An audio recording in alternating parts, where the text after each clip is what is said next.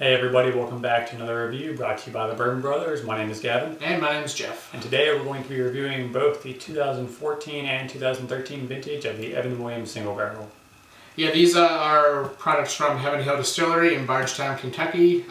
There is an Evan Williams line of products. There's a white label, a black label, the single barrel 10-year, and also a 1783. 1783 is significant because it is the year that Evan Williams, whose namesakes the line is after, first started commercially producing bourbon, and he's credited as being one of the, if not the first producer of commercially available bourbon in Kentucky.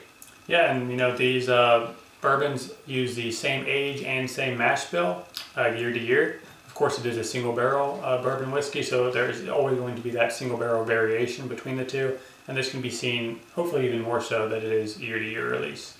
Yeah, you know, single barrels are great for, you know, the standpoint that they can have some variance between them, and, you know, you get some different flavors bottle to bottle, but that's, you know, a little bit of a double-edged sword.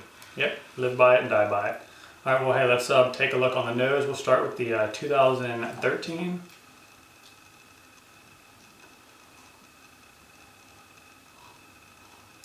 Getting a little bit of sweetness up front. Yeah, I mean, I think, you know, the first thing that hits me is sort of, you know, the oak, and then there's, you know, creamy vanilla that comes afterwards. Sure. A little bit of maraschino cherries. A little bit of baking spices in there as well. Yeah, and I think, you know, some caramel sweetness sort of, you know, round it out as well. Certainly. Yeah, it's a nice light nose. Yeah, definitely. All right, well, hey, we'll take a look at the 2014 now.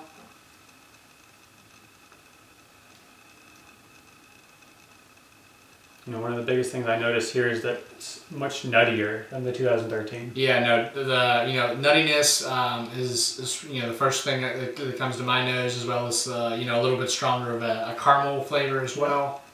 Certainly still getting some of that fluffy vanilla.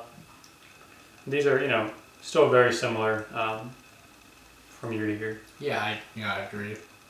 Largely a, you know, comparable nose. Sure. Well, hey, let's take a taste. We'll start with the 2013. And I don't think we mentioned this yet, but both of these barrels are 86.6 proof.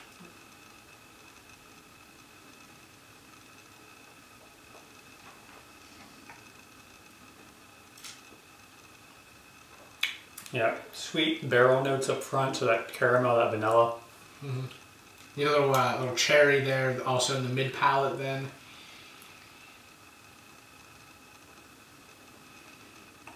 Yeah, you know, a nice strong cinnamon there. Mm-hmm. Flavors are fairly sharp.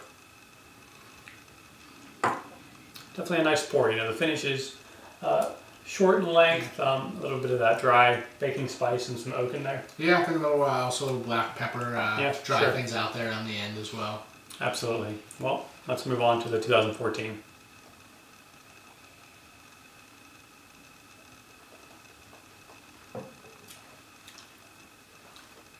You know, two things off the bat I'm noticing is it's a much more mellow, and I say that only because it's been about a few weeks, 3 or 4 weeks since we've opened this, and I think, you know, letting it open up really affects the way it tastes.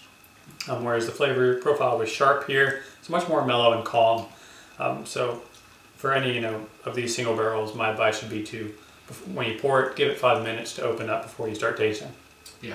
And I mean, I think you know, it's also, you know, sort of over time developed a little bit more as well. Absolutely, and again off the bat, very nutty on the taste. Yeah, I mean, I think if you're looking for, you know, like a one term for this, it would be a Snickers bar. Sure. You know, the nutty mixes with the caramel and a little bit of chocolate. Yeah, a lot of those, you know, barrel flavors combine to be a little bit reminiscent of the Snickers bar, which is really nice. Similar to the 2013, you know, with those baking spices, again, predominantly cinnamon, and, you know, fairly strong bitter oak on the finish. Yeah, I think this one's maybe a little bit sweeter notes in the 2014 vintage, but you know, again, largely you know, pretty similar you know, taste between the two. Also, you know, same with the finish. It's short with that black pepper and kind of a musty oak on it.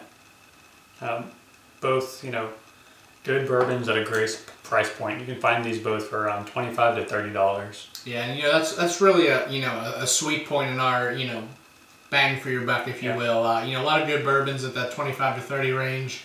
A lot of good products, and you even get some. For a 10-year, I mean that's a pretty good deal, pretty good price. So we're happy we were able to review these side by side.